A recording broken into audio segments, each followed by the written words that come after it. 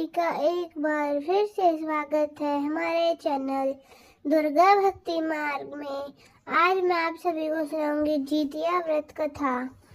एक समय की बात है, किसी वन में एक चील तथा सियारिन रहती थी। चील तथा सियारिन में गहरी मित्रता थी। चील तथा सियारिन दोनों हर काम को मिल बांट के किया करती और प्रेम भाव से रहती थी। एक बार कुछ महिलाएं जंगल में आई और वह किसी जीवित पुत्री का व्रत की आपस में बात कर रही थी। यह सब देख चील के मन में जिज्ञासा जाग गई। वह महिलाओं के पास गई और व्रत के बारे में पूछने लगी। महिलाओं ने जितिया व्रत के बारे में चील को बताया।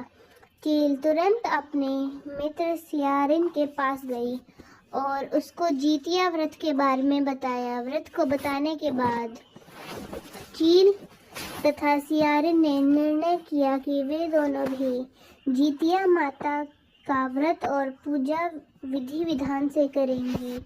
चील तथा सियारिन ने जितिया माता के व्रत का संकल्प लिया और शाम को पूजा की। पूजा के बाद ही चील और सियारिन को भूख लगने लगी। सियारिन अपनी भूख बर्दाश्त न कर सकी और वह जंगल में जाकर शिकार करने लगी।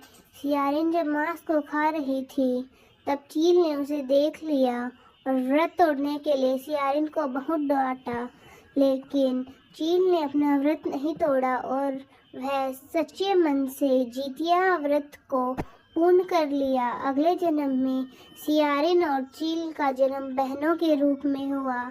एक प्रतापी राजा के घर सियारिन का विवाह एक राजकुमार से हुआ तथा चील का विवाह राज्य मंत्री के पुत्र से हुआ। कुछ समय बीता और सियारिन ने एक पुत्र को जन्म दिया।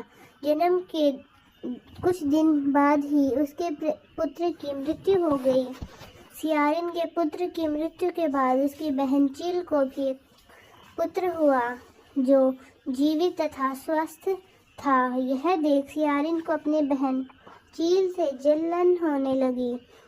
सियारिन ने अपनी बहन के पुत्र तथा पति को जान से मरवाने की कोशिश की, परंतु दोनों ही बच गए। एक दिन देवी माँ सियारिन के स्वप्न में आई और उन्होंने कहा सियारिन से, यह तुम्हारे पूर्व जन्म के कार्य का फल है। अगर तुम इसे ठीक करना चाहती हो तो जितिया माता की व्रत और उपासना करो। प्रातःकाल उठकर स्वप्न के बारे में सियारिन ने अपने पति को बताया। सियारिन के पति ने यह सुन सियारिन को व्रत करने की अनुमति दी और अपनी बहन चील से माफ़ी मांगने को बोला। इसके बाद सियारिन अपनी बहन चील के घर गई और उसकी अपनी गलतियों की माफ़ी मांगी। सियारिन को अपनी गलतियों का पछतावा देखकर चील ने उसे माफ़ कर दिया। अगले साल जितिया व्रत पड़ा। यह व्रत सियारिन और उसकी बहन चील दोनों ने रखा। माता जितिया सियारिन के व्रत से प्रसन्न हुई और उसको पुत्र प्राप्ति का आशीर्वाद दिया। कुछ दिनों बाद ही सियारिन ने एक सुंदर बालक को जन्म दिया। अब दोनों बहनें प्रेम भाव से खुश रहने लगी। तो दोस्तों, कैसी लगी आपको हमारी आज की कहानी? कमेंट्स में ज़रूर बताएं। धन्यवाद।